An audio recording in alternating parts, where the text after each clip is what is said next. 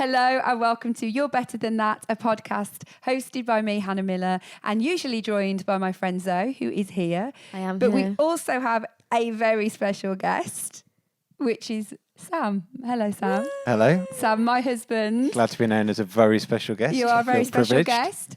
guest. Not necessarily your favourite spot to be being put in this situation. What, sitting next to you? Always my favourite spot. Okay. We reckon this episode is going to be brilliant and popular because it's a little bit of BTS behind the scenes.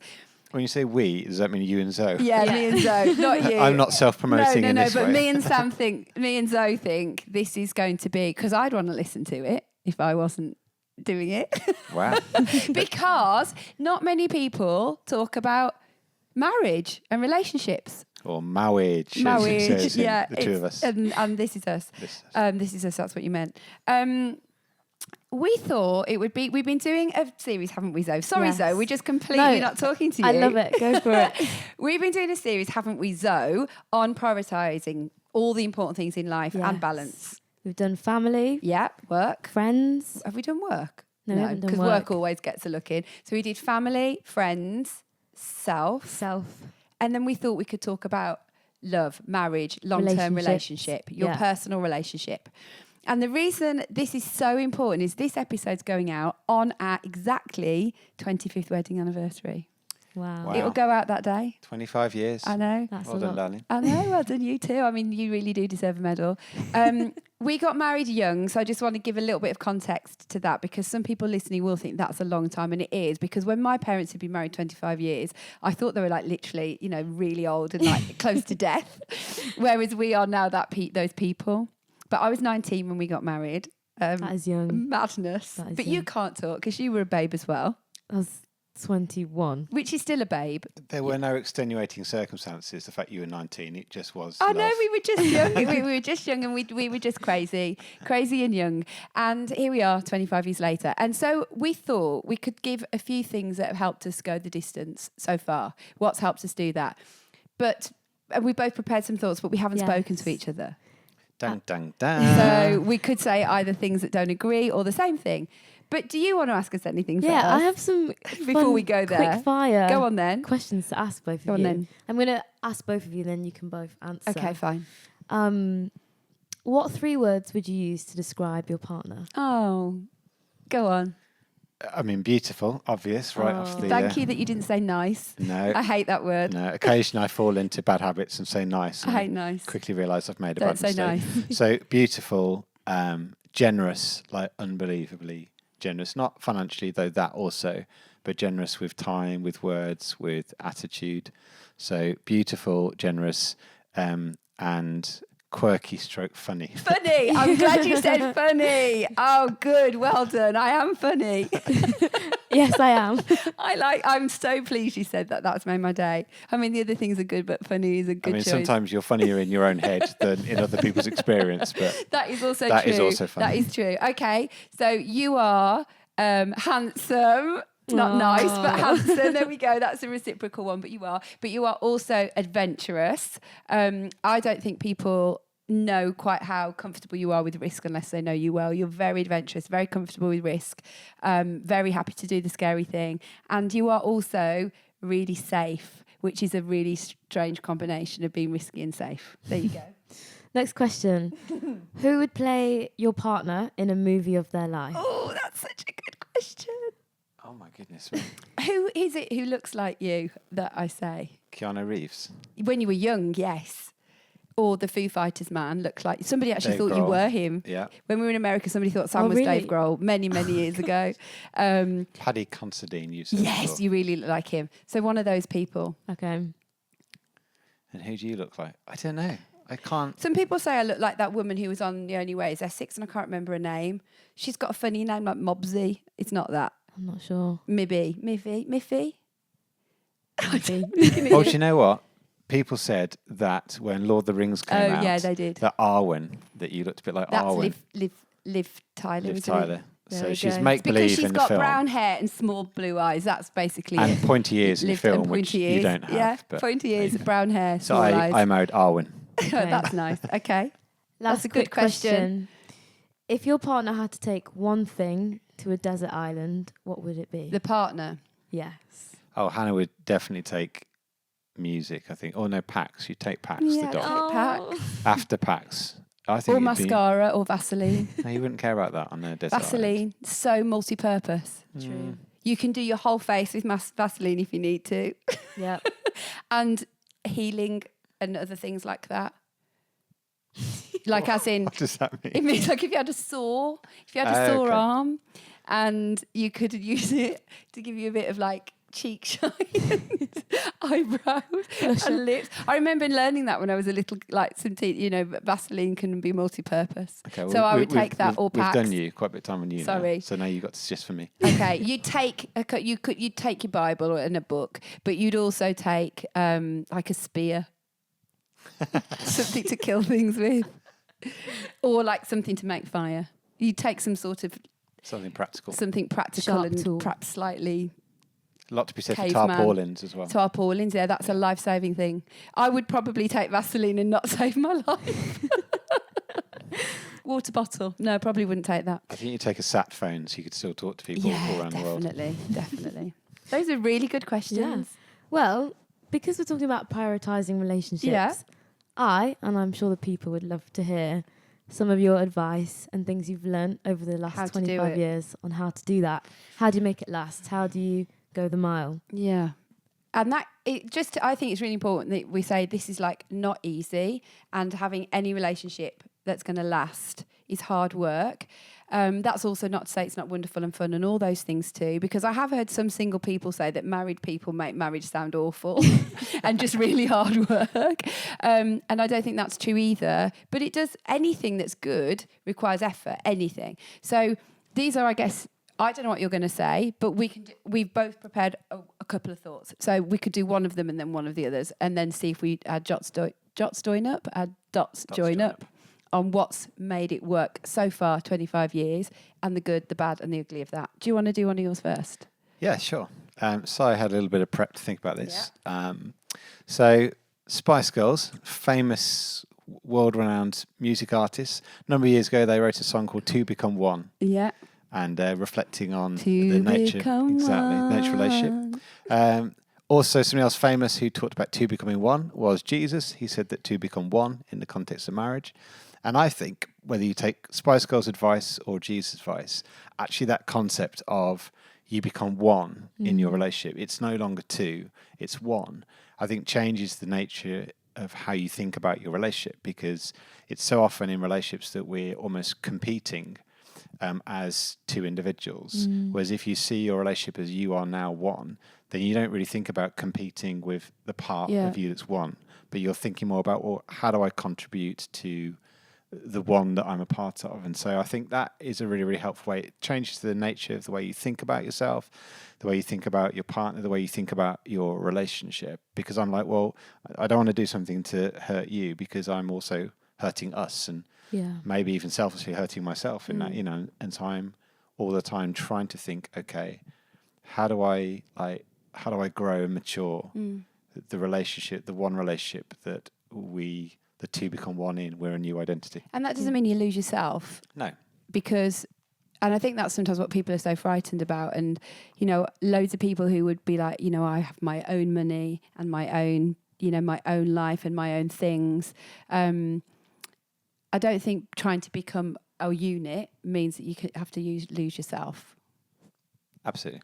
No, I think that's really true. But when you do see yourself as a unit, as a team, as a one, whatever a language you want to use, you've got to pull in the same direction. Otherwise, it's going to be. Exactly. I think it just motivates the way that you think about, or certainly for me, each day trying to think about, or if I catch myself really behaving in a selfish way, I'm like, well, by doing that, I'm withdrawing from what we are together and withdrawing from something that is valuable. So I suppose just that mindset of two become one is just a really, really helpful way to think. And I think it is a bit of a countercultural challenge to so much of the media attention, which is all about be true to yourself and all of this individualization, self-promotion.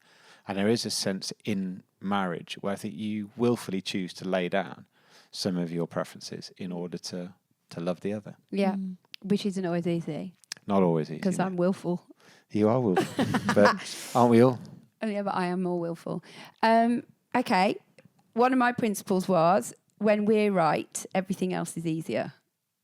Meaning, if you can get this bit right, all the other things you have to handle become easier. And if we're not okay, all the other things you have to handle are worse. So sometimes you can feel, especially when you've got children and other responsibilities, that this has to come second. But that can be the wrong way to look at it, because then if this isn't right, we can't do the parenting thing so well.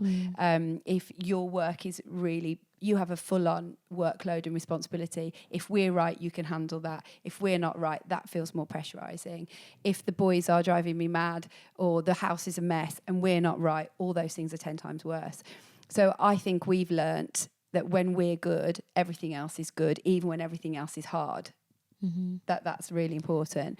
So that's like choosing to continue to invest time in each other, keeping a short account of each other's frustrations, making sure you keep, doing things that clear the slate, coming together and having closeness is just so important, because I know when that drifts and then stuff is difficult, I really don't have the bandwidth to cope. Whereas when we are okay, even if life is hard, which inevitably we've experienced loads of the biggest highs and lows of life over 25 years together, because you're going to, it just gives you the ability to cope. And I guess my second principle, after what you've said, is about becoming a team and becoming a one, is second point is get yourselves right together, because then everything else you can face easier. And when we're not, it's not been so good. Our son's calling us both. He's called you and he's just called me. Do you want to answer? Unbelievable. No. I mean, that's just typical. Right, yeah, classic. He's going to keep calling me. He's calling again. Do you want to pause or not? Yeah, pause. You can ask what you're going to ask. This is a great question leading on from that, actually. What would you both say? Because you've said make sure you're both good. How do you do that in the juggle? Your lives are full. Yeah, they are. How do we do that? Are leaders and you do a lot of things. How do you make sure you're both good? So this kind of comes to my third point, jumping over point 2. I'll come back to that later. And I think I actually noticed it in one of Hannah's social media posts over the weekend, which is that relationship is about the quality comes out of quantity time, which actually is not a Hannah Miller original at all. Exposed. I couldn't remember where it came from. But I think that's something that I've kind of learned and really tried to prioritise, both in relationship with Hannah and in relationship with the boys, and generally as a principle in life, that you can't strategise for quality time. You can only strategise for quantity time, but quality always comes out of quantity. So I think when we are not at our best and you suddenly clock that because you're like, okay, the way I spoke there was just a little bit short or a bit harsh or a bit impatient, or the way you spoke to me was the same. Never, obviously. Then you just kind of, it makes you realise that there's a deficit or a dip in the quality there. And what it makes me kind of realise is that, okay, we just need to redress the balance here. We need some more quantity time. Because actually when we've got quantity time, it doesn't matter what the stress or the struggles are. There's a generosity and there's a quality in the way that you value each other and you speak to each other. But when that quantity time drops, it becomes much easier to not value what you have, who the other person is. But how do we do that sometimes, though? Because sometimes you're away for like, let's say you're away for 8 days, and then you come back, and because I've been doing things, I'm then away. And then we've got, that's going on with the kids, and then this is going on with the family. How do we, or how does one keep that going when actually sometimes, like when we look at the summer, apart from, we've got a holiday at the end of the summer, but it's a little bit mad. But I think even with that, we know ahead of time what's coming up. Yeah. And so I think we've tried to intentionally allocate like chunks of time in order to try and keep that quality high. And I suppose even sometimes when life does feel out of kilter, out of balance, I think we've made decisions sometimes just to go for a walk in the park or something like that. Yeah. In order just to try and grab some balance. And I think one thing you learn when you've been together a while, and I've spoken to other friends about this, like where you're starting to exist on the fumes when you've got to go and get something back in the tank again, And that can just be making the effort to have a phone call as well and to catch up properly, even when you're really busy, and stop and do that. I think also flipping the juggle on its head and just reflecting, okay, if like it feels like Hannah's really busy at this moment in time, it's thinking that isn't a rejection of me. That's actually shows value of, again, going back to the two become one, that's showing value in our relationship, because you are generally busy because you're doing things that are going to contribute to our family life, all that type of thing as well. So I suppose it's flipping on its head and trying to not, Just take it resent negative, not resent it. And yeah. I do think your point, though, you do have to plan it, because we have had to be really planned. And I think if you're by nature listening to this and you're more spontaneous, or you don't think that far ahead, I think sometimes you have to learn to do that, because if we didn't do that, we could be passing ships for a really long time, because we could just mean that our diaries were not connecting. Yeah. So I think you do have to take the spontaneous moments and take them when they come, but you do have to make sure you plan in and go, right, that's busy, that's happening, that's busy, so we will not say yes to anything then, in order to make it work. Yeah, Nice. good advice. Was that your third point? The quantity versus quality. That's yes. really funny. Yeah. Okay, another one for me was, if you're going to do something, do it without strings attached. Oh, I like that one. And I don't always do this, but I think that in fact, I definitely don't in lots of ways, but it's something, I mean, we talked about it earlier in a different context, didn't we? I think what can happen is that it can become really transactional, and you think, right, well, let's do, very basic things. I did the dishwasher, so therefore you should do this, or I did that for you and you haven't reciprocated that. If you do it with strings attached, you then get resentful, because it's never going to be 50-50. I think Brené Brown talks about this, and she says it's not about 50-50, it's about 100-100. Michelle Obama. Is it Michelle Yeah. Obama? Okay. And I think that's really true. It's 100-100, not 50-50. But life sometimes means that for whatever reason, you might have put a bit more into the tank. And if you do it with strings attached, you're then resentful for what you've done. And you may as well have not bothered, because it ends up making you irritated, and that person is, living with the consequence of you being resentful. I think also there's peaks and troughs, isn't there, in that depositing? Like there's seasons where, I think generally across the board, in all fairness, you've generally given more to family life than I have. Like last night's trigonometry. Yeah, that's a great. But you love that. That's partly why you do that. I do quite like. But there are trigonometry, moments actually. where it's recognising the need of the relationship. The one identity means that one part of that relationship defers more to the other part. So there could be seasons where, if you've got more of a work stretch on, I might take on more of the domestic stuff than normal in order to redress that balance. And then there's times where also you'll take on more of that because of. So I suppose that's again valuing the. But that still can be 100-100. It just means it looks different. Yeah. But I think the no strings attached thing is really important, because otherwise it's so easy to just get resentful. If you are in that season of being a mum with a little one at home, and you're perhaps having to do that more because you're on mat leave and your partner's not, learning to do that without strings attached, I think, is quite important, because that's hard and that's like not natural. But I've been thinking about that quite a bit recently, not just in like this relationship, but in other ones. Just do it with no expectation, because it's so much better for everyone when you do. That's a really great point. What's your next? You next. So my third, which is from my second point, is. What do you mean third, Richard? It's not your third. As in, I've got them in an order in my mind. So it's 1, 2, 3, and I've gone from 1 to 3 and back to 2. But mine are not in an order, and nobody cares. Go on. No, nobody cares, but it's just the way I am. It's the way you are. So love is a choice. I'd got down as a second point, and I think that's really, really key. Particularly where so much of the world kind of reflects this sense that love is primarily a romantic feeling. And it isn't a romantic feeling. But I think the feelings are almost like, the frosting on the cake. But choice is like the ingredients of the cake. Choice is the cake, which the feelings fly on top of. And the choice is, it's those little kind of micro decisions that make up the ingredients. Like cake, just to use that example, Sam will always give me the better piece of cake. Aww. Always. Or better piece of toast. Or it's like he's always done that. If two things come out, I know he's always given me the better piece. I don't always give him the better piece. But Sam does. That's just one of those little things that I just know he'll have given me the better one.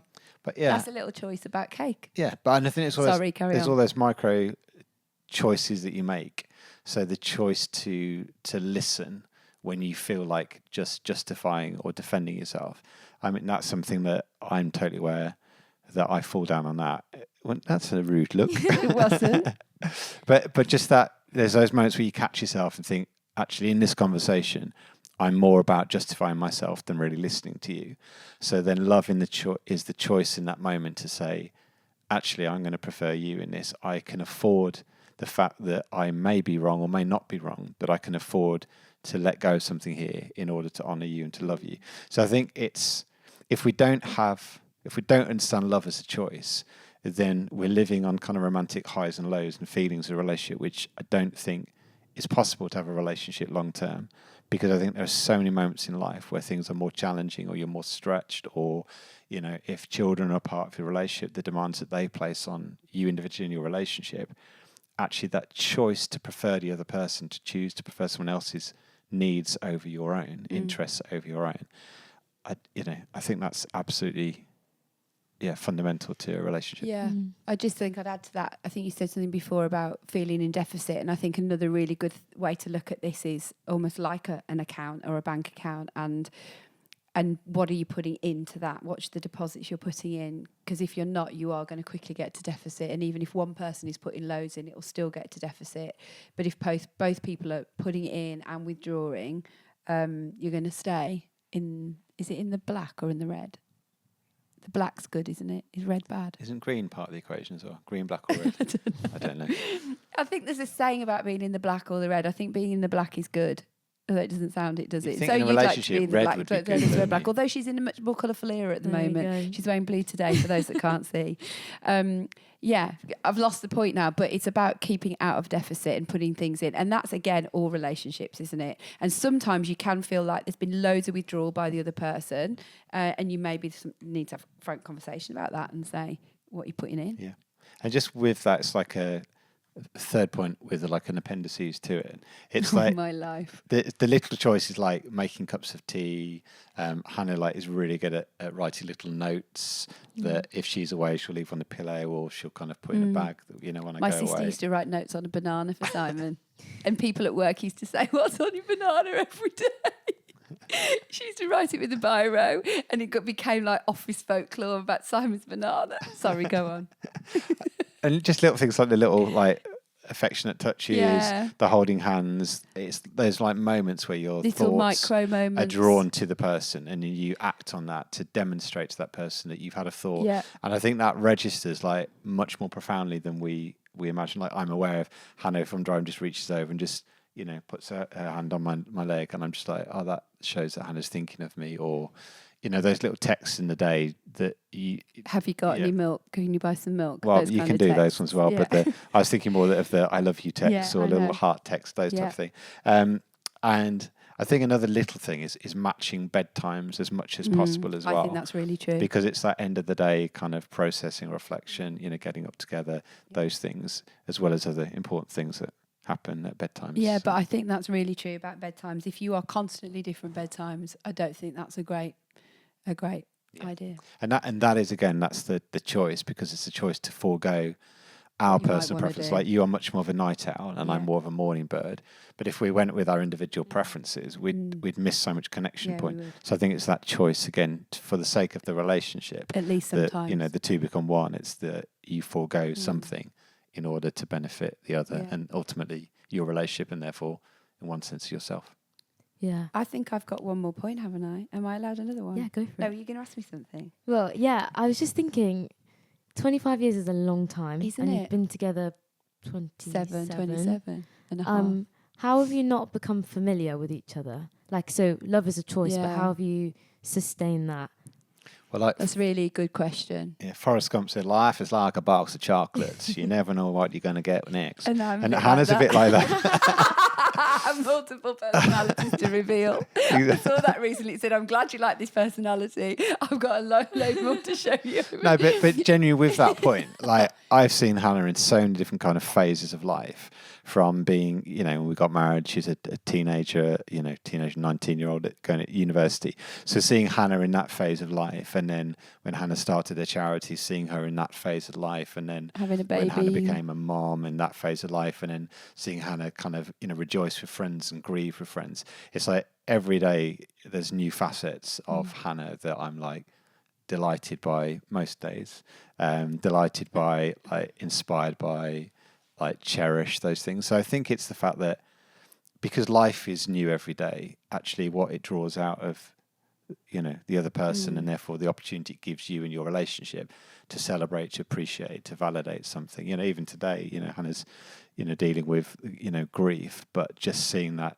generosity of heart, that tenderness of heart to another, it makes me just love you again in that moment, because I'm just like, I love that heart. So I suppose, that I think answers your question. And I think I'd add to that is we do lots of things that are enabling us to. We do have our own pursuits and friendships and stuff that we have going on that does keep us developing as people. You've got a whole world with your work and what you do that's separate. That doesn't mean I don't know about it or care about it, but that adds to you, and then you bring that back as well. So I think that's true. Nice. What's your last point? My last point is to be each other's biggest fans. Again, I think having somebody in your corner is just massive, and somebody who believes in you more than you believe in yourself. That doesn't mean like delusional. Like, I don't mean that Sam or your partner should say you can do anything. But somebody who's like delighted for you when you've got a good thing going on, and believes you can do something when it's really, really hard, just enables you to do so much more. Like, you're thinking of doing some further study, and you know that I will be your biggest cheering squad around that, and also grammar checker. You've put that out there now, like I'm committed. No, just further study is very vague. I've said further study, that could be like reading a book. But I will help with grammar, and I'll also say, of course you can do it, and all of that when you feel like you can't. And I've got some things that I'm thinking about doing, and I know that you think I can do that more than I think I can do that. And also when something good happens for the other person, being really generous and happy for them, even if you're in a season where it's a little bit more hidden. Like, there's been loads of times when stuff's been going on for Sam, and I've been like, oh, I'm really just making spaghetti bolognese and doing very little excitement. And probably times when what I'm doing felt a bit more exciting, and you're just in the main and playing. And it's not a competition, because you are one team and one unit, like you said, to start with. So therefore, we can, like Sam said, you rejoice together and you grieve together. And so I think being each other's biggest fans is massive, because sometimes we really need courage and help. I think that being each other's biggest fans also means that sometimes that you highlight and call things out in when you're not each other being great. When you're not being great. Yeah. And actually that is so important to a relationship, because that truth telling is really ultimately fundamentally a sign of love. And then it's developing the context of strength in your relationship, that you can hear that. And again, that's a choice, because naturally if Hannah like calls me out something, like my defensive hackles go up and I want to kind of react and justify, but it's that, again, trying to pause, reflect. No, Hannah's probably saying that for a reason. And if it's not a reason, it is for the good of our relationship and me, then we'll often talk about that and just say, when you said that, that felt a bit harsh. Or if I said that to Hannah and she would say, that felt a bit harsh. But I think it's that, again, willingness to, be self-reflective in a humble way. I think marriage and being a parent have revealed to me my self-centeredness more than anything else. And so I think sharing life with another does confront you with your own, at times, self-interest. And then there's a choice with that. It's, what do I want to do? And I think if you want your relationship to flourish, you have to choose sometimes to let go of self-interest in order to prefer the other and prefer the together. I think it's key. I think as well, I just, for the record, around this being each other's greatest fans and all the rest of it, and dealing with conflict, we've had many a humdinger and difference of opinion, but on lots and lots of things, I think for the, you know, I'm a feisty individual with plenty of thoughts, and you can be pretty, you know, this is what I think. But you have to come back to a place of, okay, we're kind of in this together. We want the same things. We want the best for each other, and sometimes you have to lay that stuff down. But it doesn't mean, like, some people's personalities are much more passive and compliant than ours are. Yeah. I think also you as individuals evolve over time, and therefore your relationship evolves over time as well. So the people you are at the beginning of a relationship is not going to be the people you are in the middle of it or at the end of a relationship. No. And so again, that's where love gives the flex for your individual growth and your together growth. Especially if you're growing in the right direction. Yeah. Hopefully. Yeah. Well, thank you so much both for sharing your thoughts. I'm sure it's going to be very helpful. Any last thoughts or comments or? I'll probably listen back to this and I'll just think, oh, wow. Loads of things I should have said. Yeah, blah, and blah, blah. also you feel like maybe you're painting like a rose-tinted kind of reality. And I think now, you know, I think going back to my fundamental point, because I'm in this relationship, there's going to be challenges because I'm a work in progress and not complete. And so I think if any relationship you are looking for perfection, you're only going to find that if really there is perfection in you and in the other, and it doesn't exist. No. So you have to allow for the fact there is going to be imperfection in your relationship because there is imperfection in you, and be committed to how over time you grow as a person, and therefore your relationship grows together. Yeah, and I think I'll go back to where I started, which is where I said that sometimes single people say married people make marriage sound rubbish because they say it's hard work. But I would say that all the best things in life are things that involve investment and time and commitment, and all the less rewarding things in life are the things that come easy. So actually we want easy, and don't get me wrong, I really do want easy, but when I look back at all the things that have been the most brilliant, they've always been the things that have involved effort, perseverance and commitment, because then like what you get back is so much more. So yeah, that's probably how I would leave it.